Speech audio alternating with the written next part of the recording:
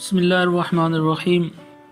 السلام علیکم۔ مقبوضہ کشمیر میں پاکستانی فضائی حملے کی فوراً بعد بدھ کی صبح کنٹرول لائن کے اوپر ہونے والی فضائی جھڑپ میں 2 بھارتی طیارے تباہ ہوئے، جس کے بعد پاکستان نے پہلی بھارت کو 2 پائلٹ گرفتار کرنے کا اعلان کیا۔ تاہم بعد ازاں بتایا گیا کہ ایک ہی پائلٹ حراست میں ہے۔ اب تجزیہ نگار ظفر ہلالی نے دعویٰ کیا ہے کہ دوسرا پائلٹ جو گرفتار ہوا وہ اسرائیلی ہے۔ اسی وجہ سے اس معاملے پر خاموشی اختیار کر لی گئی ہے۔ تاہم ظفر ہلالی یہ انکشاف کرنے والے واحد شخص نہیں ہیں۔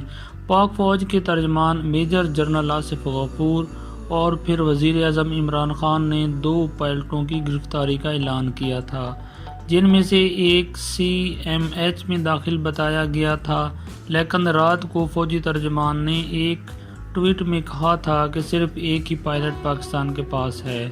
ظفر ہلالی نے بدھ کی شب نجی ٹی وی بات کرتے ہوئے کہا کہ ابھی نندن کو بھول جائیں، وہ تو بڑے لوگوں کے کہنے پہ ہم نے چھوڑا۔ ہمارے پاس ایک اسرائیلی پائلٹ ہے، ہم نے ایک اسرائیلی پائلٹ کو گرایا ہے اور اس کو پکڑا ہے اور وہ ہمارے قبضے میں ہے۔ جتنا میرا انفارمیشن ہے وہ یہ بتا رہا ہے کہ ظفر ہلالی نے کہا ہے کہ اس پائلٹ کے لیے اسرائیل نے امریکہ سے اپیل کی تھی اور امریکہ اسرائیل کے ساتھ ہے۔ اس نے پاکستان سے بات کی۔ ظفر ہلالی کا کہنا تھا کہ میرا خیال ہے ہم نے کوئی اچھا جواب دیا ہوگا، اسی وجہ سے کوئی کشیدگی نہیں ہوئی اور بہت جلد کشیدگی کم ہو گئی۔ ظفر ہلالی کا کہنا تھا کہ اس بات کو مد نظر رکھتے ہوئے کافی چیزیں سامنے آ جاتی ہیں۔ پاکستان میں اسرائیلی پائلٹ کے پکڑے جانے سے متعلق اطلاعات گزشتہ چند روز سے گردش کر رہی ہیں، جن کی تصدیق نہیں ہو رہی تھی۔ اسرائیلی پائلٹوں کے چہرے پہلے سے ہی چھپائے گئے تھے، جہاں انٹرنیٹ پر اسرائیلی پائلٹ کے حوالے سے یہ اطلاعات زیر گردش رہیں۔ وہیں روزنامہ امت کو اسرائیل کے حوالے سے کئی دیگر اہم اطلاعات بھی موصول ہوئیں، جن پر مبنی بدھ کی صبح شائع ہونے والے خبر میں بتایا گیا تھا کہ نئی دہلی میں جب بھارت کی فوجی اور سیاسی قیادت نے پاکستان پر حملے کا منصوبہ بنایا تو اس کی اطلاع 2 گھنٹے پاکستان کی ISI کے پاس پہنچ چکی تھی۔ خبر میں بتایا گیا تھا کہ بھارتی جنگی منصوبے کے افشاں ہونے کا شبہ امریکہ یا اسرائیل پر کیا جا رہا تھا، کیونکہ انہیں 2 ممالک کے پاس ایسی ٹیکنالوجی تھی جس کے ذریعے ایک محفوظ ترین اجلاس کی بات سنی جا سکتی تھی۔